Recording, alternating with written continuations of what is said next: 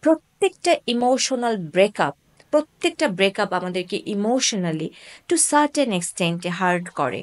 এবং আহ, আমরা অনেকে ওই হার্টের সাথে খুব হেলদি ওয়েতে কোপ করতে পারি না।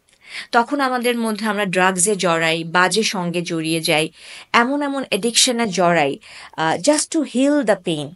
কিন্তু পেইনটা কখনো হিল হয় না। এবং এই হিলিং না হতে হতে আমরা আরেকটা রেড ফ্ল্যাগ, আমি মনে করি আমি তাকে শুধরে দিব, আমি তাকে ঠিক করে ফেলবো আমার ভালোবাসা দিয়ে, এটাই মেয়েদের সমস্যা। এবং আমরা আরেকজনকে এরকম করে বেছে নিই ফর নেক্সট আর টক্সিক পার্টনার। এবং এভাবে যখন একটা নারী অনেকগুলো ভুল সিদ্ধান্তের কারণে ভুল পার্টনারের খপ্পরে পড়ে, তখন তার একটা টক্সিক রিয়ালাইজেশন বা আন্ডারস্ট্যান্ডিং হয় বা পার্সপেক্টিভ দাঁড়ায় রিগার্ডিং মেন। তখন আমাদের পুরুষদের কখনো লয়াল মনে হয় না, ভালো মনে হয় না।